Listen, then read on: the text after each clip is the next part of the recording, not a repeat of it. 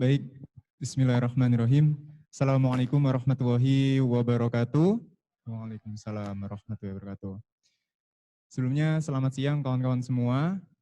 Hari ini ada titipan dari kawan-kawan panitia untuk menyampaikan perihal tema ini ya, perihal tema. Nah, sebelum lebih jauh, insya Allah selama diskusi ini berlangsung, ini kita akan bercerita. Jadi saya akan bercerita memanfaatkan gambar sebagai media bahasanya, gitu ya. Jadi di tiap slide-nya insya Allah ada background, mudah-mudahan terlihat ya. Mudah-mudahan nanti terlihat terkait dengan aktivitas kawan-kawan di organisasi lain. Baik, saya bacakan perhatian. Kisah ini adalah true story. Jika ada kesamaan nama tokoh, tempat kejadian ataupun cerita, ini benar adanya dan ada unsur kehendak Allah Subhanahu wa taala. Seperti biasa, sebelum saya melangsungkan adanya berbagi sharing learning ini, ada beberapa rules yang saya wajibkan ke kawan-kawan semua.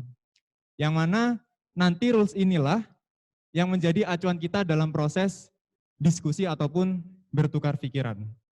Yang pertama, nggak kelihatan ya. Oke, rules yang pertama adalah dilarang mengantuk ya. Kalau dalam agama Islam, salah satu metode supaya kita nggak ngantuk ketika kita sedang menguap, maka gigi-gigi itu dirapatkan semuanya. Kayak apa? Nyengir. Ya, itu salah satu metode. Yang kedua, peraturannya adalah dilarang bermain handphone. Kalian tahulah batasannya bermain handphone itu seperti apa. Yang ketiga adalah harus aktif. Karena selama 1 jam ke depan, benar ya Mbak Del ya? 1 jam ya. Selama 1 jam ke depan, kita akan melakukan interaksi 2 arah. Ada beberapa hal yang saya minta pendapat dari kawan-kawan semua, sehingga saya juga bisa mengevaluasi apakah yang saya baca ini merupakan ilmu yang salah ataukah ilmu yang hampir benar. Oke. Yang ketiga adalah kawan-kawan harus senyum. Oke, meskipun senyumnya terbatas tidak nampak, ya kan? Tapi ikhlaskan dalam hati, kita mengikuti sharing learning ini dengan gembira gitu ya. Oke, sebelum lebih jauh lagi, mohon izin saya buka masker nggak apa-apa ya kawan-kawan ya. Ternyata cukup bengek ya kalau sebutannya zaman sekarang ya. Oke, kita lanjut ke slide selanjutnya. Sudah dibuka ya dengan Mbak Delia nih, terkait dengan pengenalan singkat. Jadi kenalin lagi kawan-kawan, namaku Gazu Fikril Haq. Di sini ada beberapa sosial media juga yang bisa kawan-kawan ikuti. Waduh, ini namanya anak pansos tuh gini ya. Bisa diikuti, bisa dikepoin juga. Ada beberapa riwayat pendidikan, alhamdulillah sekarang juga bisa berpendidikan, bisa melalui proses bersama dengan kawan-kawan teknik elektro. Yang mana saya rasa untuk bergabung di sana banyak sekali peran serta dukungan dari Bapak Ibu Guru Smamda. Itu sangat banyak sekali. Oke, ini ada, hilang sekarang ya. Oke, mungkin untuk kawan-kawan yang bergabung secara online, ini saya share screen-kan ada foto saya bersama dengan Mas Gary. Wah. Jadi berkat Mas Gary inilah, alhamdulillah sampai sekarang saya masih terkoneksi dengan kawan-kawan IPM Smamda. Jadi terkadang Mas Gary itu bercerita tentang kondisi kawan-kawan semua. Terkadang Mas Gary juga memberi informasi gitu. Bahkan dia kadang-kadang curhat. Aduh Bu, gimana ya Bu? Ya nih aku bingung dan sebagainya gitu. Maka yang selalu saya sampaikan ke kawan adalah tidak usah bingung itu urus yang sekarang sudah dilantik. Yang sudah dilantik inilah yang memiliki kuasa lebih terkait dengan pengambilan kebijaksanaan. Apa yang disampaikan sama Mbak kalian itu adalah hasil yang konkret, yang sudah dicoba ketika kepengurusan kemarin. Maka itu bisa menjadi sebuah opsi dalam penyelesaian sebuah masalah. Oke? Ya. Jadi sekali lagi apa yang disampaikan oleh masyarakat, ya kan, misal, Mas Mbak, kok IPM Smamda nggak terjun sih? Mas Mbak, IPM Smamda kok nggak ngadain kegiatan ini dan sebagainya? Atau dari stakeholder yang lainnya, contohnya dari kawan-kawan alumni, kayaknya kalian harus gini deh, kayaknya kalian harus gini. Maka itu jadikan sebuah acuan opsi. Oke, sebuah opsi dan yang menentukan adalah kawan-kawan IPM Semamda yang telah turun SK-nya. Baik, oke. Kita lanjut ke selanjutnya ya. Sebelumnya mohon izin, Bu Lulu, hari ini saya akan berbagi ke kawan-kawan semua terkait dengan pemimpin. Nampaknya kawan-kawan sudah cukup jenuh ya, mendengar ataupun berdiskusi terkait dengan pemimpin itu sendiri. Sepertinya kemarin juga saya mengikuti live Instagram LTC yang diisi sama Mem Rimba terkait dengan kepemimpinan ya kalau nggak salah. Benar. Terkait dengan kepemimpinan. Insya Allah saya coba membahas dari segi yang lain dan mudah-mudahan menjadi sebuah informasi yang baru dan informasi yang informatif sifatnya. Nah, kali ini ada dua bab. Ada dua bab yang akan saya bagikan. Pertama adalah terkait dengan kepemimpinan itu sendiri. Yang kedua adalah strategi alternatif yang bisa diambil baik itu secara organisasi maupun secara individualnya. Ya. Oleh karena itu, pada kali ini saya mengambil sebuah judul besar, menjadi pemimpin para pemimpi. Oke, paham maksudnya di sana? Oke, harapannya adalah kawan-kawan di sini harus bisa menjadi seorang pemimpin, harus bisa menjadi seseorang yang mengusahakan apa yang dicita-citakan oleh orang lain, ataupun dari pihak lainnya. Kita lanjut ke bab pertama nih, terkait dengan kepemimpinan.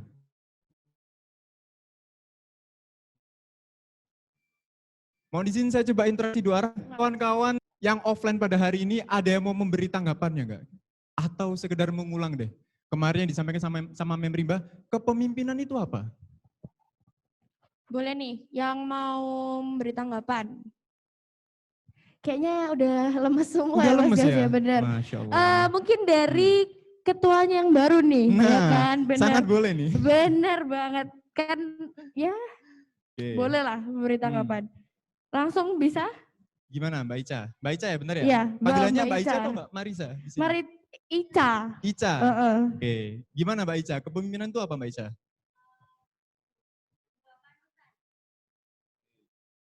Oke, sebuah panutan. Sebuah panutan. Wah, kepemimpinan itu adalah sebuah panutan. Kawan-kawan lain ada yang mau beri tanggapan lain? Atau ada yang tidak sependapat dengan Mbak Ica? Ada yang punya pendapat lainnya? Yang cowoknya mungkin? Apa itu? Ayo dong, cowok-cowok nih. Iya dong. Gimana tuh? Kepemimpinan itu apa? Kepemimpinan itu makanan atau minuman gitu kan? Apa itu kepemimpinan? Apa yang sesuatu yang dikonsumsi mungkin? Nah, jangan-jangan kepemimpinan itu adalah segala hal yang bisa dikonsumsi. Ya? Bener. Gimana? Ayo. Ada yang mau berpendapat gak? Ayo dong, harusnya iya. Di hari awal pelantikan itu sebagai garis start ya biasanya. Bener. Sebagai garis start. Mungkin masnya yang paling depan nih, yang paling depan pakai kacamata. Gimana mas? Kepemimpinan itu apa? Aduh. Apa? Gimana? Gimana? Apa itu kepemimpinan mas kira-kira? Gak apa, gak usah takut, gak masalah. Santai aja. Oke, habis ini Dinda Safa ya. Yang itu, nanggepin.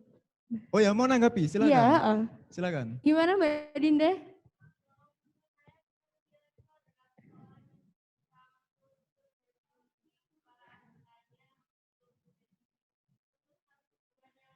Oh keren banget, panjang loh. Yang cowoknya nggak ada yang mau nanggepin nih?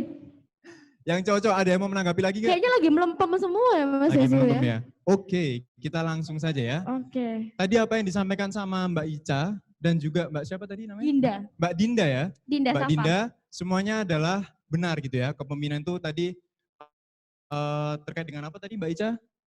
Mbak Ica panutan. Panutan ya kan. Terus tadi dari Satu Mbak Dinda, yang sama. kepemimpinan itu terkait dengan bagaimana kita bisa mengarahkan seorang untuk mencapai tujuan yang sama. Nah, beruntungnya kawan-kawan, dalam satu buku yang saya baca, ini adalah satu deskripsi yang cukup ringkas, yang menggambarkan terkait dengan kepemimpinan itu apa. Yang lebih ringkasnya lagi, kita bisa mengatakan kepemimpinan itu adalah sebuah usaha. Usaha dalam merealisasikan tujuan. Oke, secara ringkasnya seperti itu. Lebih kompleksnya, sesuai yang sudah dijabarkan oleh Mbak Dinda. Kayak gitu. Nah, sekarang apa yang perlu dilakukan oleh seorang pemimpin dalam menjalankan fungsi kepemimpinannya. Yang pertama adalah pemimpin harus bisa mempengaruhi. Nah, ada poin penting di sini. Sebelum kawan-kawan memberikan pengaruhnya, ada dua hal yang perlu diperhitungkan. Oke. Yang pertama adalah kawan-kawan harus mempertimbangkan rasionalnya. Jangan sampai ketika kalian ingin memberikan sebuah pengaruh, tidak kalian ukur kira-kira rasional atau tidak. Oke. Poin kedua, yang kawan-kawan harus perhitungkan adalah tingkat emosional kawan-kawan semua. Kalau kalian pernah mendengar apa yang disampaikan oleh Ali bin Abi Thalib, ya kan? Jangan pernah kalian mengambil sebuah keputusan ketika kalian sedang marah. Dan jangan pernah kalian membuat janji ketika kalian sedang sedih. Ini adalah satu kalimat yang bisa memberikan gambaran kepada kawan-kawan semua. Bahwasanya faktor emosional itu sangat penting untuk bisa dikontrol dari seorang pemimpin. Ketika kalian merasa diri kalian adalah seorang pemimpin, baik itu pemimpin formal ataupun informal, hendaknya kalian mempertimbangkan tingkat emosional kalian. Oke, jangan sampai ketika kalian dalam kondisi marah, semisal hari ini aku mari tukaran karo guru A. Aku seketai apa ngene tawuran karo koncoku ya kan, tawuran ilmu maksudnya ya kan. Aku habis saya debat dan sebagainya, aku jenuh dan sebagainya. Kalau ada kawan kita yang mendekat, menurutmu gimana? Kira-kira proker A itu mau dijalankan seperti apa? Kalau kalian dalam kondisi yang marah, jangan pernah mengambil sebuah keputusan. Bilang dulu ke kawannya, sik bentar, tak coba tenangkan hati dan juga pikiran dulu. Oke? Karena kondisi hati dan pikiran harus selalu sinkron dalam mencapai sebuah keputusan. Kalau misalnya kalian hanya menuruti pikiran, bisa dibilang kalian menuruti nafsu. Oke? Oleh karena itu ada peran penting dalam permainan hati ataupun emosional. Yang kedua, seorang pemimpin itu harus bisa mendukung. Jangan sampai kalian hanya memberikan instruksi A, instruksi B, dan sebagainya. Tapi tanpa kalian sadari, yang kalian beri instruksi itu mereka merasa keberatan. Contohnya, sebagai seorang core design nih, A, minta tolong dong bikinkan desain banner. Kalian tahu nggak kondisinya mereka gimana? Apakah kondisi spek laptopnya itu mencukupi? Kalau misal mereka butuh ngopi, apakah tercukupi? Oke, dukungan-dukungan itu sangat penting dalam mengefektivitaskan pekerjaan yang kita berikan instruksi. Oke, yang kedua adalah mendukung. Baik itu dukungan secara finansial maupun dukungan secara kebutuhan. Oke, kebutuhan fisik, fasilitas, dan sebagainya. Yang ketiga adalah seorang pemimpin harus bisa memotivasi. Akan ada saatnya kawan-kawan kita berada di titik yang sangat jenuh. Karena PR terbesar kita sebagai seorang pelajar, terutama sebagai seseorang organisatoris, dihadapkan oleh 3 urusan dunia sekaligus. Tanggung jawab kalian sebagai seorang anak, mimpin, dan tanggung jawab kalian sebagai hamba Allah. Akan ada satu titik di mana semua dunia itu saling bertabrakan. Aku harus nggarap tugas, tugasku belum selesai, orang tua juga minta segera pulang, nggak boleh lama-lama untuk kumpul dengan teman-teman. Di sisi lain juga, wah ini aku juga belum sholat dan sebagainya, makin jenuh. Sehingga kebiasaan ketika kita berada dalam titik tersebut, kita akan merelakan salah satu job. Yang bisa jadi, yang direlakan adalah pekerjaan dalam organisasi. Untuk itulah peran penting seorang pemimpin yang saya rasa lebih kepada pemimpin informalnya dalam menjalankan peran motivasi. Memberikan semangatnya, memberikan kepercayaan bahwasanya apa yang kita laksanakan sekarang akan tercapai. Kamu jangan menyerah sekarang, habis ini loh tercapai. Oke, seorang pemimpin harus bisa menjaga kepercayaan anggota-anggotanya, memberi motivasi dan sebagainya. Yang keempat, pemimpin itu harus bisa mendampingi. Inilah satu faktor yang menurut saya kurang bahkan sulit untuk diterapkan oleh masing-masing dari kita. Oke, bagaimana peran seorang pemimpin itu harus bisa mendampingi. Salah satu faktor pemimpin yang efektif adalah tingkat intelijen yang hampir setara. Apabila tingkat intelijen itu terlalu jauh, ya kan? Kamu mau ngomongin ke A, ngasih instruksi ke A, kalau enggak kamu dampingi, dia nggak bakal paham. Maksudmu itu apa? Program ini maksudnya kita suruh ngapain sih? Oke, kita disuruh ngadain baksos. Tapi gimana cara ngadain baksos? Alurnya bagaimana? Maka tingkat intelijen dari seorang pemimpin ataupun kawan-kawan yang memiliki intelijen yang lebih tinggi, ada peran untuk mendampingi. Mendampingi bukan melaksanakan secara teknisnya. Oke? Itu adalah dua hal yang berbeda.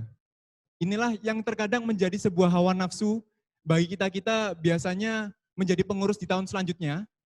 Kalau sekarang kan ada anak-anak kelas 10 dan juga kelas 11. Biasanya kelas 11 ini nafsu buat ngehandle teknisnya. Aduh, cek suene sih ngono. Bikin rundown kok cek suene.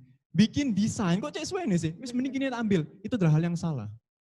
Yang pertama itu akan menciptakan bahwasanya pemimpinku kok otorik sekali. Pemimpinku kok tidak memberikan kesempatan padaku untuk menjadikan proyek ini sebagai wadah pengembangan. Oke? Jadi harus bisa mendampingi, diajari satu persatu. Berikan tips-tips yang menarik sehingga mereka bisa menjalankan program kerja itu secara efisien, secara cepat dan juga secara baik juga. Itu adalah terkait dengan bagaimana kita, apa saja yang perlu dilakukan seorang pemimpin. Yang selanjutnya, harapannya muncul sebuah output, yakni seorang pemimpin mampu menciptakan sebuah sistem kinerja yang efektif. Oke, saya rasa kawan-kawan IPM Smamda itu punya timeline yang sangat singkat. Program kerjanya itu banyak. Mohon maaf, kalau bisa saya katakan, pengalaman saya kemarin, yang saya sadari akhir-akhir ini adalah program kerja IPM-ku dulu, itu program kerja bukan program kerja IPM cuy. Itu adalah program kerja sekolah. Ya kan? Fortasi. Terus misal merah putih. Ya kan? Terus habis itu apa lagi? Kelas meeting, itu proker sekolah. Kawan-kawan di sini menjadi seorang pemegang teknisnya. Oke, tapi itu bukan hal yang salah. Itu adalah salah satu cara kalian untuk menjalin relasi. Relasi terhadap mereka-mereka yang memberikan wewenang. Lebih jauh lagi seorang pemimpin akan memikir akan banyak dampaknya ketika IPM bisa menjalin relasi dengan pimpinan sekolah. Oke, bukan hal yang buruk. Tapi itulah yang saya rasakan. Proker IPM itu mayoritas bukan proker IPM kalian sendiri gitu. Proker kalian itu adalah proker sekolah. Kelas meeting, kalian disuruh ngadakan ngadain kajian-kajian. Fokusan kalian tidak dibentuk sedari awal. IPM itu fokusnya kemana? PR utama kalian itu adalah bagaimana kalian tuh bisa memberdayakan, bisa mengamati potensi dan kebutuhan kawan-kawan pelajar secara khusus. Apa yang dibutuhkan oleh kawan-kawan pelajar kita? Coba kamu tanya ke kawan-kawan yang sekarang menjadi pelajar, ada berapa mata pelajaran yang mereka tidak nyaman di sana? Apakah mereka tetap berada pada sistem tersebut? IPM harus hadir di sana. Apa yang dibutuhkan? Apa yang kalian perlukan? Apa yang kalian punya ide untuk bisa dilangsungkan oleh kawan-kawan IPM sehingga bisa mencapai titik nyaman kalian untuk belajar? Terutama titik nyaman kalian dalam mengekspresikan kejenuhan. Salah satu caranya ada gimana? Kita ikut ekstrakurikuler. Kalau semisal kita di sekolah itu cuma belajar aja, di ekstrakurikuler aku bisa main futsal, bisa main basket, dan sebagainya. Kawan-kawan IPM harus peduli terkait dengan kondisi-kondisi pelajar yang ada di sekitar. Secara khususnya, oke? Slide selanjutnya. Selain seorang pemimpin itu harus melakukan, seorang pemimpin itu harus memahami. Ada dua circle yang perlu kawan-kawan pahami. Yang pertama adalah kalian harus memahami kondisi internal. Siapa ini kondisi internal? Internal ini internal dari diri kalian sendiri, internal anggota-anggota kalian, ataupun ini adalah internal organisasi kalian. Poin apa saja yang bisa kita gali? Pertama adalah potensinya. Yang kedua kompetensi. Bisa bedakan antara potensi dan kompetensi? Oke, saya beritahu juga ya. Potensi itu adalah sebuah kemampuan yang hanya menjadi praduga saja. Oke, perbedaannya adalah di sifatnya tadi. Kalau potensi itu hanya sebagai praduga aja. Yang kadang-kadang kita ngomong, loh si A ini loh, dia pinter ngomong, loh si A ini loh, dia pinter ngedesain, yang A loh, IQ-nya loh tinggi, EQ-nya loh tinggi. Itu hanya sebagai praduga.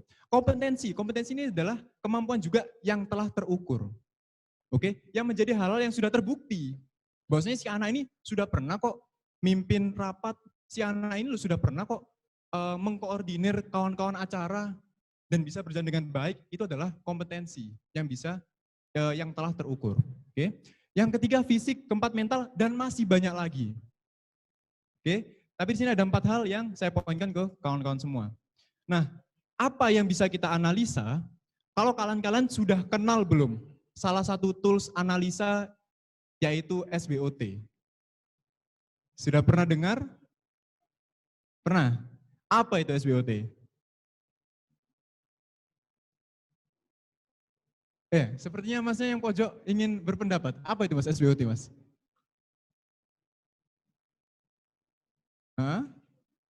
S-nya adalah?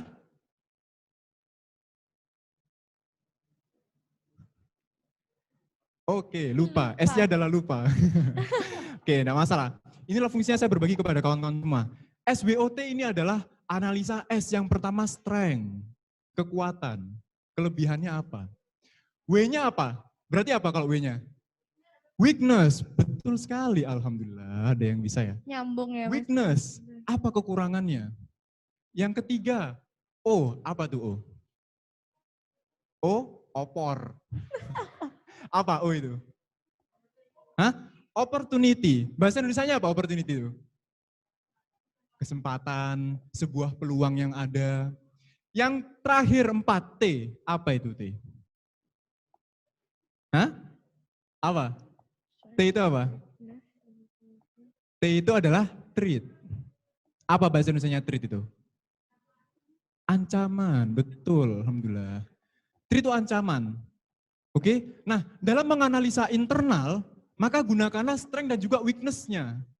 Kekuatannya itu apa? Kelemahannya itu apa? Kekuatan yang ada di anggotaku itu seperti apa? Kekuatan yang ada di organisasiku itu seperti apa? Kelemahannya itu bagaimana? Baik itu potensinya, ataupun sebenarnya kita tuh kompetensinya sudah sejauh mana? Apa kompetensi yang tidak kita capai? Seorang pemimpin harus bisa menganalisa hal tersebut. Yang selanjutnya adalah circle eksternal. Ada 3 poin. Yang pertama publik. Apa itu publik maksudnya?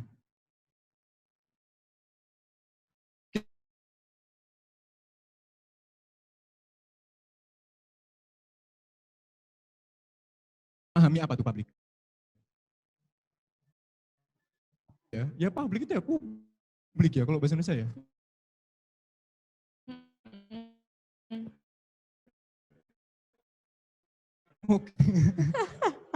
Oke, sekarang kita akan menang dalam menginterferensi organisasi kalian. Contohnya, kalau IPM Smamda, saya rasa yang bisa menginterferensi adalah pertama, pimpinan sekolah. Yang kedua adalah pimpinan IPM di atasnya. Oke, menurut saya itu adalah publik yang perlu kawan-kawan pahami. Selanjutnya, relation. Relation ini siapa aja relation? Relation ini adalah mereka-mereka yang bisa kita ajak kerjasama ataupun mereka-mereka yang menjadi kompetitornya kita. Oke, contohnya kalau di IPM Smamda, relasi kalian harus kalian terjalin dengan siapa aja? Ekstra, apalagi?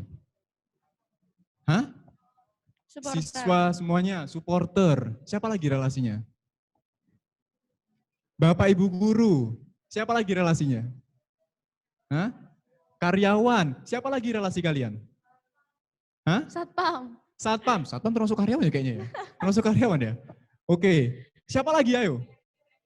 Betul, itu tadi yang saya tunggu. PR IPM luar. Salah satunya adalah pimpinan ranting yang ada di luar IPM Smamda. Itu adalah relasi yang harus kalian pahami. Mohon izin saya juga ingin berbagi. Dulu, ketika di kepengurusannya Mas Gazwu, ada satu PR besar bagaimana bisa meningkatkan relasi dengan kawan-kawan IPM di luar. Karena sedari awal, IPM Smamda dinilai sebagai IPM yang sangat eksklusif. Oke, dalam artian sangat eksklusif ini adalah sangat tertutup. Kegiatan-kegiatan pimpinan daerah, kegiatan pimpinan lain, itu bisa dibilang bodoh amat. Oke, selalu ada narasi-narasi yang dibawa adalah, mohon maaf, kita juga ada proker yang harus dikerjakan. Mohon maaf, ini juga dari kita masih sekolah. Oke, itu adalah narasi-narasi yang bersifat normatif, yaitu budaya-budaya dari dulu lah. Ada PR terbesar bagaimana kawan-kawan bisa menjalin sebuah relasi tadi. Sehingga tugas kalian adalah ketika kalian menemukan satu solusi yang efektif, berbagilah. Kalian enggak kasihan, kalian sangat beruntung. IPM Semandu sangat beruntung. Banyak sekali opportunity yang ada di sekitar. Dana kalian besar.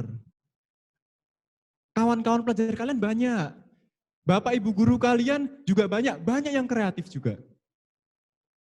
Maka ketika kalian memiliki sebuah cara yang menurut kalian itu adalah efektif, ataupun bantuan yang bisa kalian berikan, berilah semampu kalian. Oke, entah itu sekedar kawan sharing, ataupun kawan proker, dan sebagainya. Relasi itu menjadi hal yang penting. Oke, yang ketiga legal. Apa itu berarti legal? Kita harus memahami kondisi eksternal apa ini legal. Apa legal? Legal itu kalau bahasa Indonesianya apa sih? Legal juga ya kayaknya. Legal itu legal juga ya? Legal juga ya? Oke. Legal itu adalah peraturan-peraturan tertulis yang bisa menginterferensi ataupun yang mengatur pimpinan kalian. Contohnya apa kalau di IPM? Peraturan tertulis, ADART, apalagi kira-kira yang kemungkinan muncul? Peraturan Kemendikbud bisa mempengaruhi enggak? Kemungkinan bisa. Sama halnya ketika dulu IPM merubah namanya menjadi IRM. Ada peraturan tertulisnya. Alhamdulillahnya di sana ada tim eksistensi. Di mana tim eksistensi ini bagaimana memikirkan IPM harus ada. Dengan cara strateginya adalah mengubah nama menjadi IRM, sehingga tujuan dakwahnya masih bisa terlaksana. Oke, legalnya tadi, kemungkinan ada peraturan-peraturan yang mengatur kawan-kawan semua. Contohnya apalagi? Semisal kondisi sekarang waktu pandemi. Kalian ada nggak peraturan tertulis dari pemerintah yang mengharuskan kawan-kawan pelajar tidak boleh melaksanakan kegiatan secara offline? Ada kan? Cukup mengganggu nggak? Cukup mengganggu. Itu adalah sebuah tantangan. Oke, salah satunya legalnya di sana. Sekarang apa yang kita analisa? Pertama adalah opportunity-nya, yang kedua adalah threat-nya. Oke, apa yang menurut kalian itu adalah menjadi sebuah peluang ataupun potensi ya, peluang ya, opportunity itu kesempatan, kayak gitu ya. Terus apa kira-kira yang bisa menjadi sebuah ancaman? Ya kan? Contohnya tadi ancaman dengan adanya peraturan dengan adanya peraturan dari pemerintah mengharuskan kawan-kawan pelajar aktivitas di rumah, itu menjadi sebuah ancaman. Bagaimana tingkat komunikasi dan bagaimana kepribadian seseorang bisa memiliki dua kepribadian. Kepribadian offline dan juga kepribadian online. Oke, ini ada ilmunya. Kalian bisa pelajari di sana. Bagaimana salah satu minusnya kita ketika berada dalam dunia virtual adalah memiliki kepribadian yang berbeda. Mungkin ketika offline kita adalah orang yang sangat malu. Kita adalah orang yang sangat sulit mengekspresikan sesuatu. Tapi ketika kita bermain dalam dunia online, kita bisa menyampaikan argumen, menyampaikan sebuah pendapat. Kita bisa mengkritisi, ikut serta dan sebagainya. Oke? Itu adalah terkait dengan kondisi eksternal. Nah, selanjutnya ketika seorang pemimpin mampu memahami kondisi internal dan eksternalnya, maka harus dikolaborasikan. Oke? Dari hasil dua kondisi inilah yang harus kalian putuskan sendiri. Gaya kepemimpinan apa yang sesuai untuk aku berdayakan sekarang. Sedangkan pertanyaan adalah, gaya kepemimpinan ini apa mana? Ayo, kemarin kayaknya Memrimba menyampaikan gaya kepemimpinan. Apa itu gaya kepemimpinan? Gimana Mas? Apa itu gaya kepemimpinan? Oh, lupa. Oke, gaya kepemimpinan adalah lupa. Gimana? Apa itu gaya kepemimpinan? Boleh, cara memimpin organisasi. Oke, salah satunya adalah itu. Nah, saya mendapatkan satu kutipan yang berkaitan dengan gaya kepemimpinan. Gaya kepemimpinan itu adalah suatu cara yang kita gunakan dalam menjalankan fungsi-fungsi kepemimpinan. Oh, pemane Mas, fungsi-fungsi kepemimpinan? Fungsi-fungsi kepemimpinan. Sorry, aku memang tidak pemanasan AIWO ya. Fungsi-fungsi kepemimpinan itu ada beberapa teorinya.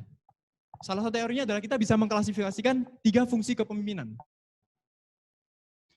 Pertama adalah fungsi tugas, yang kedua fungsi tim atau fungsi kelompok, yang ketiga adalah fungsi individual. Oke, nanti akan saya jelaskan kalau kalian ada yang tanya fungsi ini maksudnya apa. Selanjutnya, terkait dengan gaya kepemimpinan itu sendiri. Kemarin Memrimba juga sudah menyampaikan gaya kepemimpinan itu ada begitu banyak jenisnya. Saya mengambil 3 gaya kepemimpinan menurut beliau-beliau ini tahun 93. Pertama adalah gaya otokratik. Kemarin beliau menyampaikan ini gaya otokratik. Apa itu gaya otokratik? Gaya otoriter. Apa itu gaya otoriter? Keputusan hanya ada di seorang pemimpinnya. Oke. Yang kedua, gaya partisipasi. Kemarin Mbak Rima nyampaikan nggak gaya partisipasi? Belum ya? Kayaknya. Ada yang nyampaikan ya? Apa itu gaya partisipasi? Gimana? Ya mungkin mbaknya yang belakang yang ngantuk. Googling dulu boleh kali ya? Oh sangat iya. boleh dong, enggak masalah. Oke. Apa itu gaya partisipasi? Partisipasi. Mungkin lebih mudahnya kita ini menganggap sebagai demokrasinya. Gaya partisipasi itu melibatkan satu kelompok secara utuh dalam menciptakan mengambil sebuah keputusan. Yang ketiga adalah gaya bebas terkendali. Gaya bebas terkendali ini adalah salah satu gaya yang menurut saya cukup beresiko, bahkan sangat beresiko untuk digunakan seorang pemimpin. Namun akan sangat mempermudah pemimpin ketika ia tahu kondisi idealnya harus seperti apa. Saya coba jabarkan. Pertama adalah gaya otokratik. Tadi sudah disampaikan oleh Mbak Dinda ya, benar ya? Mbak Dinda yang kedua nih. Oke. Mbak Dinda yang kedua. Tadi kan Mbak Dinda 1, ini sekarang Mbak Dinda yang kedua. Oke, sekarang kita apa gitu sebenarnya? Menginisialisasi gitu ya. Oke.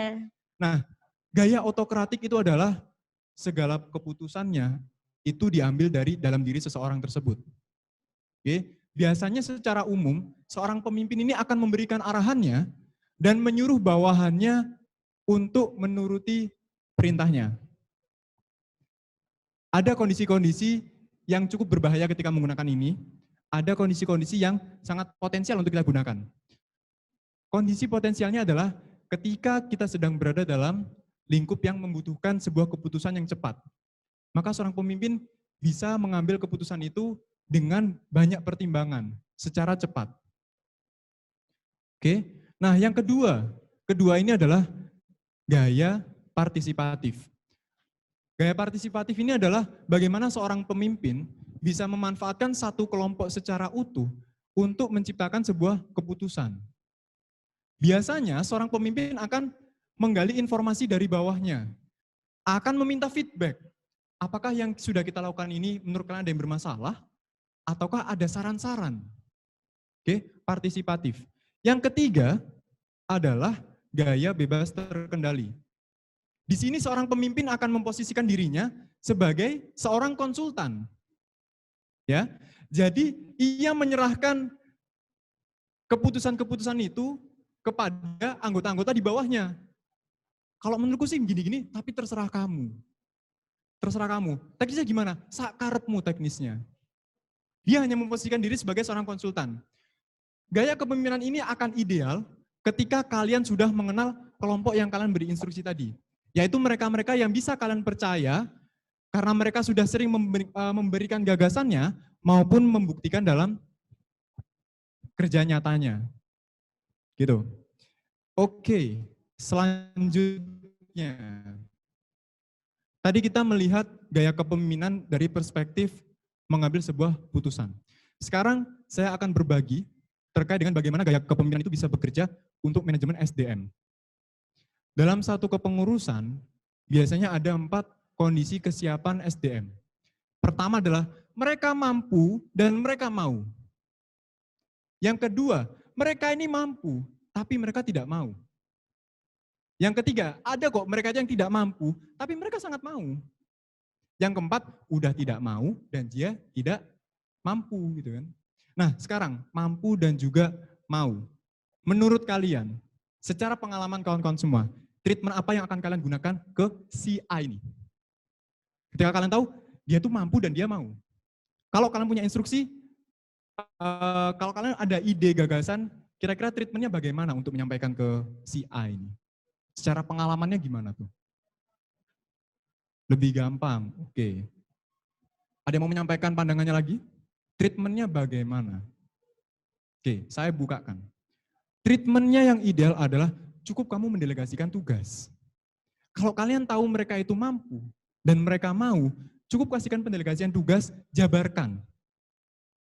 Mereka yang mampu dan mau adalah biasanya mereka adalah kawan-kawan yang ada di kepengurusan tahun kedua. Yang mereka sangat aktif di sana. Yang mereka itu ketika seorang ketua itu minta, ayo bikin website. Dia langsung kepikiran tuh. Oke, aku tahu alurnya harus bagaimana dan website ini bakal aku apakan sesuai dengan tujuan IPM bersama. Nanti aku bakal kasih fitur untuk kawan-kawan ekstra. Aku akan beri sebuah fitur pengenalan pimpinan dan sebagainya. Oke, itu adalah mereka yang mampu dan mereka mau. Maka cukup berikan pendelegasian tugas.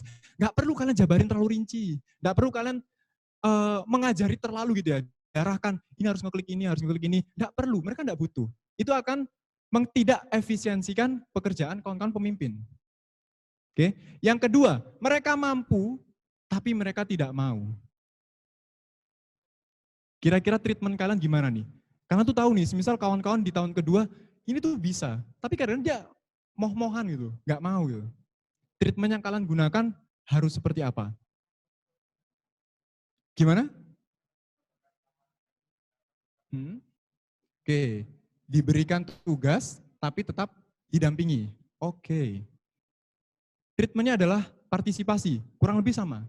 Partisipasi ini adalah ketika kamu tahu si A, tadi udah A ya. Ketika kamu tahu si B itu adalah orang-orang yang mampu tapi tidak mau, maka ajaklah dia untuk berpartisipasi. Dalam artian partisipasi itu bukan sekedar kalian gabung ketika hari acara aja. Ketika sebelumnya kalian minta gagasannya secara personal. Ada beberapa tipikal orang-orang yang mampu tidak mau, pada dasarnya kepribadian mereka adalah kepribadian yang individual. Mereka nggak terlalu mau untuk mengungkapkan pendapat di depan forum. Oke, ataupun mereka tidak mau pekerjaan mereka itu dilihat oleh orang lain. Maka ketika seorang pemimpin mampu menganalisa ada anggota B ini, maka biasanya treatmentnya adalah kita mengajak mereka untuk partisipasi. Di awal kita minta ya aktif, mintalah tanggapannya gitu. Di akhir minta evaluasinya. Menurutmu tadi gimana gitu, salah nggak? Dan kadang-kadang di posisi inilah seorang pemimpin harus layaknya orang yang nggak tahu. Meskipun dia tahu. Oke, paham nggak? Semisal dia sekedar tanya, menurutmu buat website itu gimana? Menurutmu buat proker baksos ini mau digimanain? Kamu sebenarnya udah ada gambaran, tapi kamu membiarkan si B ini menyampaikan gagasannya. Ini adalah salah satu treatment supaya dia ikut aktif. Terbiasa dengan lingkungannya, sehingga dia merasa lingkungannya adalah lingkungan yang cukup suportif dengan kondisi dia. Oke, partisipasi. Yang ketiga, mereka tidak mampu, tapi mereka punya kemauan yang tinggi. Mereka ini adalah anggota-anggota, biasanya anggota baru, yang dia juga sudah punya basic organisasi, ataupun dia punya rasa keingintahuan yang tinggi, atau ingin mencoba-cobanya itu tinggi. Treatmentnya gimana tuh berarti? Kenapa? Pakai yang otoriter. Oke, Mbak Dinda menyampaikan menggunakan otoriter ya, berarti ya otoriter tadi ya. Yang masnya ada yang pendapat tadi, siapa lagi? Oke, gimana? Diberi tugas, tapi kita jelaskan. Oke, ada lagi yang mau berpendapat? Tidak ada? Oke, saya tunjukkan. Treatment yang direkomendasikan adalah kita melatihnya. Oke, kawan-kawan kita ini memiliki rasa keingintahuan yang sangat tinggi. Rasa ingin coba-cobanya itu sangat tinggi sekali. Treatmentnya boleh yang disampaikan oleh Mbak Dinda, yang sama Mas siapa tadi? Hah? Mas Rakan. Ya. Yang sama Mas Rakan. Kita beri tugas, didampingi, diajarkan. Oke, rekomendasinya adalah kita latih mereka. Yang keempat, mereka tidak mampu dan mereka tidak mau. How? Gimana tuh? Treatment kalian apa tuh?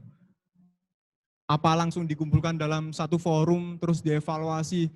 Kamu itu D nggak pernah ngerjain tugas. Kamu itu si D disuruh nggak mau. Apakah treatmentnya seperti itu? Atau treatmentnya gimana? Didekati, oke. Mas Rakan ya? Mas Rakan didekati. Iya mbaknya silakan. Diberi motivasi, oke. Ada lagi yang mau berpendapat? Oke, tadi dimotivasi, yang tadi Mas Rakan tadi apa? Didekati. Nah, sekarang saya buka. Yang direkomendasikan adalah bagaimana bisa diberikan langsung sebuah perintah. Yang pasti dalam memberikan sebuah perintah, memperhatikan faktor-faktor tadi. Ada yang dimotivasi dulu, ada yang harus didekati dulu. Dan gunakan bahasa hati. Untuk memberikan sebuah perintah terhadap anggota-anggota yang dirasa tidak mau dan tidak mampu, harus menggunakan bahasa hati. Oke, Gimana kita bisa belajar terkait dengan bahasa hati? Maka pengalaman sangat dibutuhkan di sana. Bagaimana caranya kamu bisa menyampaikan bahwasanya ini tuh penting. Penting buat dirimu sendiri, penting buat tim kita, dan penting untuk stakeholder yang lainnya. Bahasa hati tidak bisa saya jabarkan, tapi itu bisa dirasakan. Oke, secara pengalaman saya seperti itu. Nah, gaya kepemimpinannya, yang mampu dan mau adalah bebas terkendali, lalu yang tengah, dua ini adalah partisipatif, yang ketiga adalah autokratik. Nah, ini juga bisa kita terjemahkan dalam gaya kepemimpinan orang-orang Indonesia atau budaya-budaya Jawa. Apa tuh? Kalian pernah dengar ini gak? Tutwuri Handayani, Ing Madya Mangunkarsa, Ing Ngarso Sing Tulodo. Sering dengar gak? Sering. Paham gak maksudnya? Nggak paham. Oke. Sekarang saya beritahu maksudnya gaya kepemimpinan itu bagaimana. Kurang lebih sama. Untuk mereka yang mampu dan mau, tadi kita treatmentnya adalah memberikan pendelegasian tugas. Tutwuri Handayani adalah di belakang memberikan dukungannya. Oke, ketika kamu memberikan sebuah delegasi tugas, kamu butuh apa supaya cepat? Aku minta tolong dong, butuh 1 orang lagi buat ngawal. Minta tolong dong, aku pinjem alatmu ini biar cepet. Aku minta tolong dong, diajakin si A, B, dan sebagainya. Di belakang memberikan dukungannya. Yang tengah, Ing Madya Mangun Karsa. Apa tuh? Madya itu tengah.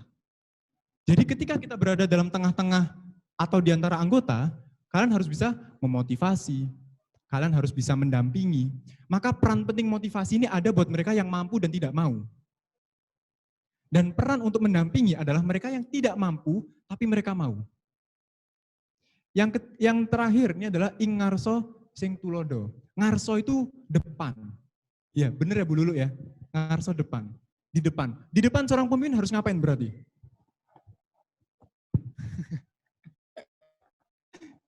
Seorang pemimpin harus bisa menjadi tauladan, harus bisa memberikan contoh-contoh yang baik.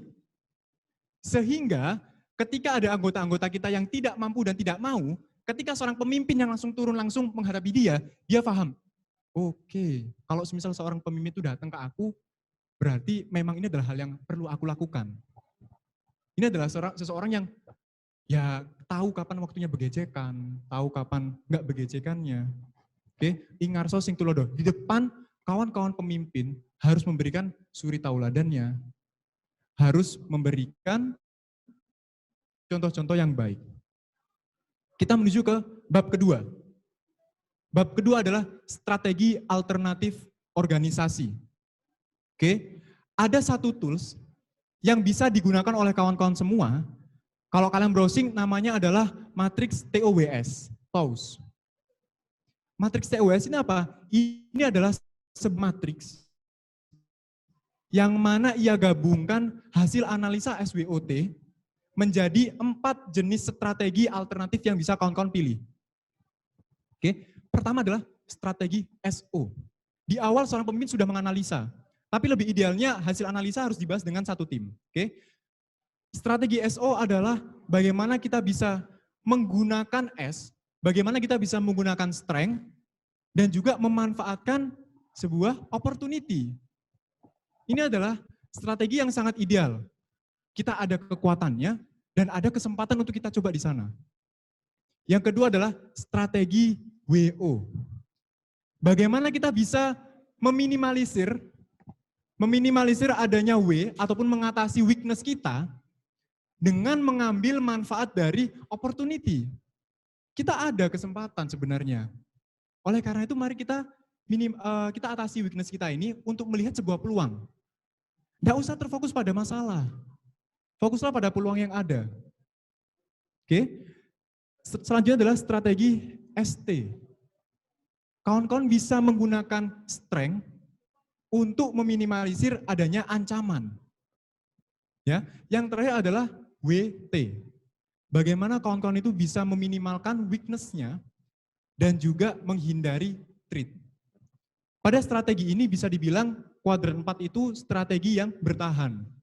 Kalian sudah cukup banyak punya weakness dalam kondisi sekarang. Threat-nya juga banyak. Maka peran kalian adalah bagaimana menciptakan sebuah strategi bertahan.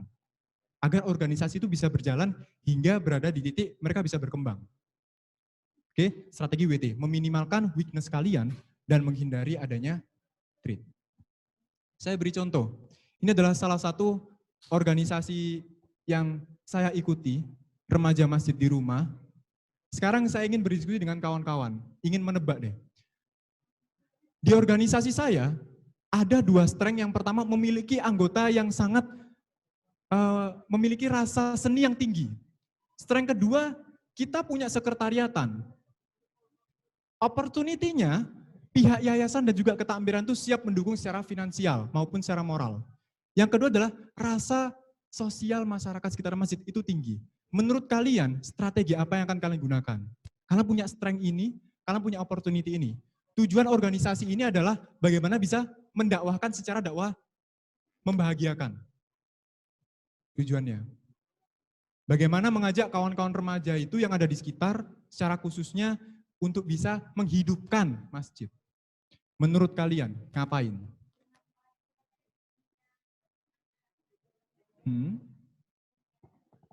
Oke, dari Mbak Ica menyampaikan, kita manfaatkan potensi mereka. Potensi terhadap dunia musik. Lebih spesifik lagi, yang dilakukan oleh kawan-kawan adalah pembentukan musik patrol. Kenapa musik patrol? Ada opportunity masyarakat sekitar itu sosialnya sangat tinggi. Musik patrol itu bisa dibilang sangat digemari oleh masyarakat-masyarakat yang masih memiliki sosial yang sangat tinggi. Mereka suka keramaian, mereka senang untuk dihibur. Di sisi lain, ada pihak yang siap mendukung secara finansial. Musik patrol itu biayanya yang sangat tinggi. Maka rasa kepercayaan finansial itu juga menjadi sebuah opportunity-nya. Oke, yang selanjutnya kita coba membahas terkait dengan strategi WO-nya. Di sini kita ada kelemahan minim sekali anggota yang suka dengan aktivitas agama. Dalam artian jamaah di masjid, ya kan? Terus ikut serta azan, belajar ngaji di sana, masih minim. Weakness yang kedua adalah kawan-kawan anggota itu jarang ke sekretariatan ataupun jarang ke masjid ketika kondisinya akan sholat. Jadi mereka akan datang kalau misal waktunya menjauhi dari waktu-waktu sholat. Jam 8 malam, jam 8 pagi, nanti menjelang-menjelang mau sholat, izin pulang. Tak balik sih yo. Ada kelemahan di sana. Sedangkan di sisi lain kita punya opportunity ketakmiran itu mengizinkan kawan-kawan remaja menjadikan masjid sebagai laboratorium sosialnya. Oke, terutama laboratorium dalam urusan praktis agama. Yang selanjutnya adalah jamaah di sana senang ketika ada remaja ikut serta di masjid. Tidak peduli hasilnya baik atau buruk. Yang penting kawan-kawan remaja ada di sana dan bisa menghidupkan. Menurut kalian, strategi apa yang digunakan oleh kawan-kawan?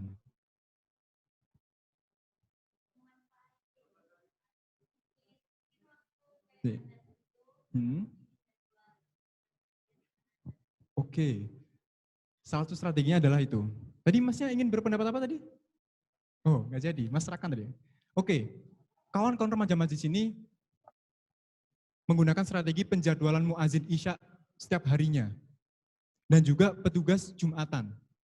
Dengan harapan mereka terikat dengan ini karena ada potensi yang sudah difasilitasi oleh masjid.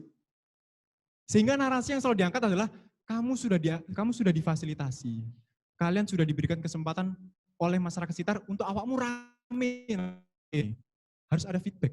Di sisi lain seorang pemimpin harus memberikan motivasinya. Tidak masalah kamu jelek. Mumpung kamu masih muda, kalau salah itu dimaklumi. Kalau sudah tua baru belajar, salah itu baru ngisin-ngisini. Maka sedari kecil, cobalah segala hal yang bisa kalian coba. Ambillah semua peluang yang muncul di awal. Jangan sampai kalian, misalnya, Mas minta tolong dong isi khutbah Jumat. Contohnya kawan-kawan IPM Smamda dibilangin sama Pak Sulaiman nih. Mas bisa nggak, besok kan nggak ada petugas Jumatannya, dari IPM dong yang ngisi. Ambil peluang itu. Ya kan? Mungkin saja itu bisa menjadi salah satu strength yang muncul, yang baru. Oke, lebih jauh lagi. Oh ternyata kawan-kawan Smamda itu tertarik dengan adanya wadah yang bisa memfasilitasi mereka untuk aktif dalam musola ataupun masjid. Bisa saja kalian membentuk remaja masjidnya di Smamda. Ya kan? Bisa saja. Oke, yang selanjutnya adalah penjadwalan muazin ini dengan harapan meminimalisir weakness mereka jarang ke masjid waktu sholat.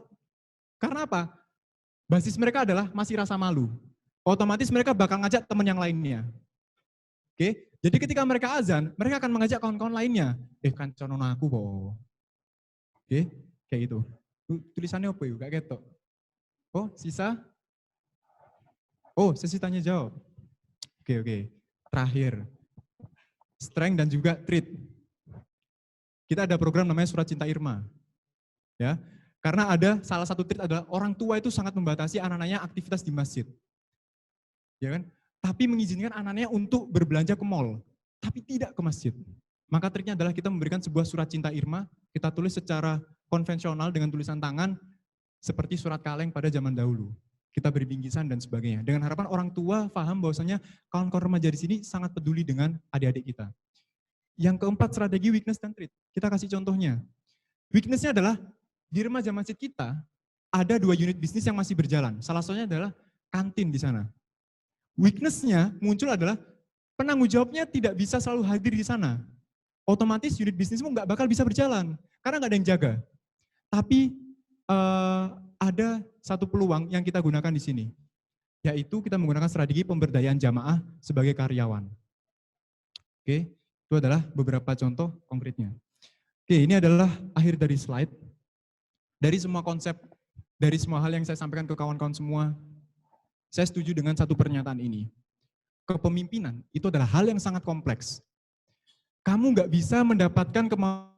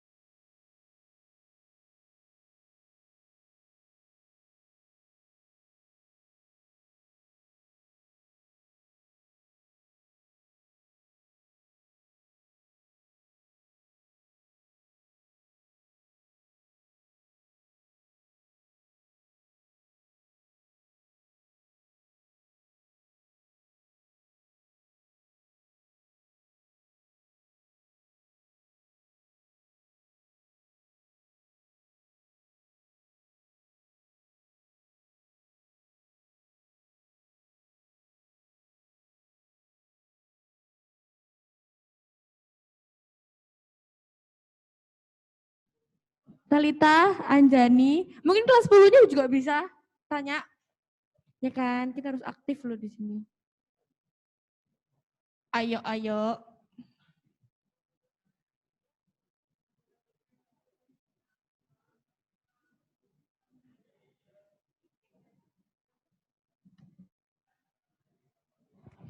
Oke, Mas Lu, mungkin sambil nungguin ya siapa yang mau tanya atau kayak gimana.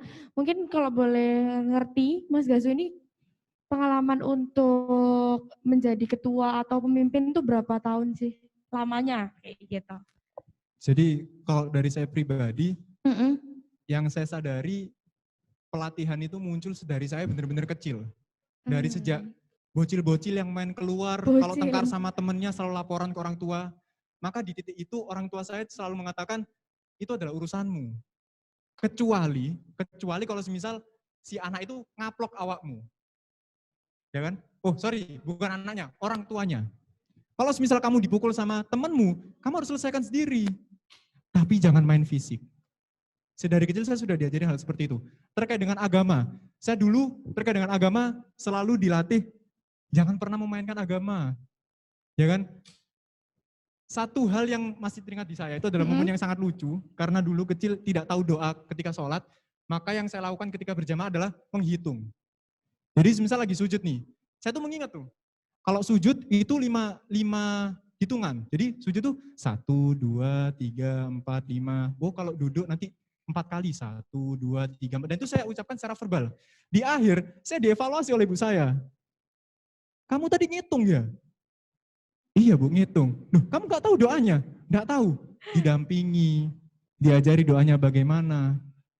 Oke, menurut saya sedari kecil saya sangat beruntung di lingkungan keluarga yang melatih hal tersebut. Bagaimana dari kecil, kamu jangan manja, kalau kamu punya masalah selesaikan. Benar-benar. Dari situlah pengalaman hidup itu datang terus-terusan. Pengalaman hidup, kamu ketemu orang yang baru. Semisal kamu lagi main bola, terus biasanya kalau anak-anak kampung itu main bolanya selalu hadapan dengan kampung yang lainnya.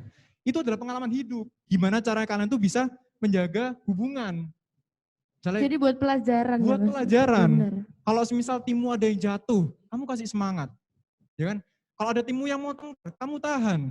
Sampaikan sepurane lelah dan sebagainya. Keren. Bikin suasana yang cair dan sebagainya. Benar. Oke, lebih jauh lagi secara formalnya dimulai ketika SMP. Jadi dari SMP itu memang sudah ada ketertarikan untuk gabung di organisasi. Gitu. Itu kurang lebihnya. Pertanyaannya ada yang tanya. Oke, Mariza. Langsung aja, berdiri aja dulu. Oh, duduk aja. Oke.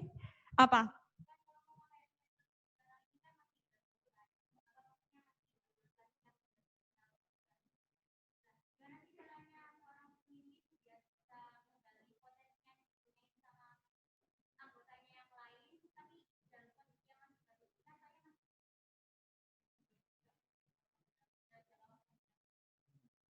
Oke, cara pendekatan nih Mas Wu, buat bisa ngerti potensi anggota-anggotanya itu kayak gimana, kayak gitu.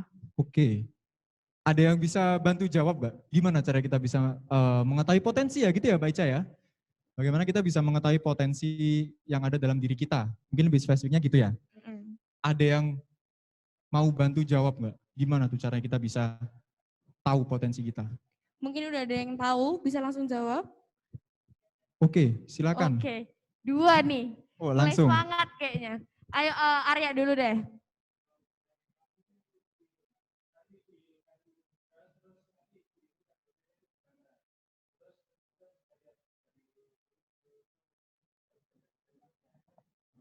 Oke, berarti langsung aksi ya Mas Wu, langsung dikasih tugas kayak gitu. Kalau Rakan?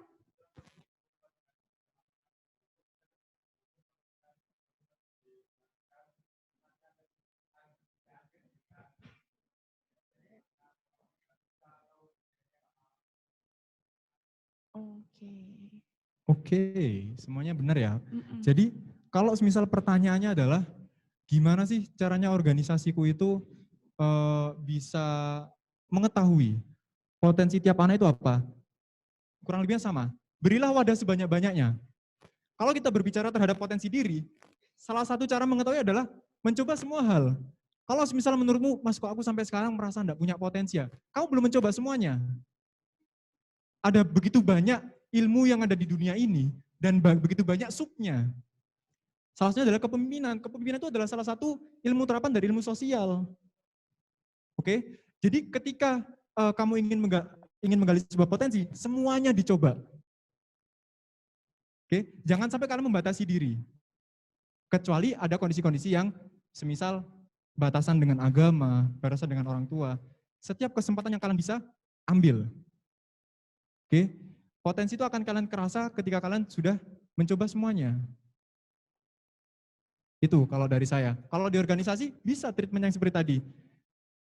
Beri wadah sebanyak-banyaknya. Bisa aja kita bikin arahan, disuruh bikin ini dan sebagainya. Dicoba. Gitu. Kira-kira dia ada nggak sih potensinya di sini? Semisal di awal biasanya kadang-kadang anggota baru itu ada rasa sungkan. Mas Mbak sepurane yo, iki desainnya elek, tapi lek didelok lah kok mehong desainnya. Ngono jarene mohon maaf masih belajar. Itu adalah potensi yang terlihat. Terus kalau menurutmu, wah ini kok si anak ini ketika kamu suruh bikin apa? Suruh bikin Excel ya, misalnya bikin form-form dan sebagainya. Kamu lihat, ternyata dia ada rasa potensi di sana. Biasanya dia ngerasa dia itu menggemari hal-hal yang berbasis dengan teknologi, dengan IT. Yang dia akhirnya punya rasa ketertarikan untuk cari tahu fitur-fitur lain yang mempermudah kinerjanya. Dengan ending lebih jauh adalah eksistensi manusianya, yang bisa ia pamerkan ke kawan-kawan lain. Contohnya yang saya kenal di Smamda itu, yang menurut saya benar-benar jago Excel itu Pak, siapa ya namanya ya? Pak Muklasin, bukan Pak Muklasin. Pak Supri. Bukan Pak, siapa ya? Pak Mustafa. Ya? Aku tiba-tiba lupa ya namanya. Jadi beliau itu gini, menciptakan sebuah sistem rapot itu dari Excel. Yang kita tuh bisa bikin satu kotaknya itu untuk ketik menjadi fungsi searching. Dan banyak hal lainnya. Misal dari satu kotak itu kita cari nama si A. Itu langsung slide-nya bisa ganti. Itu Excel. Nah, ada beberapa cara juga, entah itu kalian mengikuti tes-tes tertentu ataupun langsung ke aktivitas yang bersifat praktis. Itu tadi kalau dari saya. Oke. Satu pertanyaan lagi nih buat penutupan.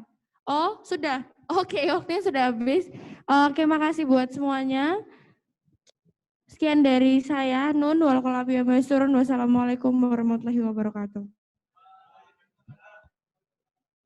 Ya, statement terakhir sebelumnya mohon maaf kalau misal ada salah kata ataupun sekiranya ada rasa tersinggung, baik itu kawan-kawan yang ada di sini maupun yang ada di virtual. Saya hanya ingin berbagi, kalau menurut kalian salah, jangan diambil, tapi kalau menurut kalian benar, boleh kalian coba. Oke, terima kasih.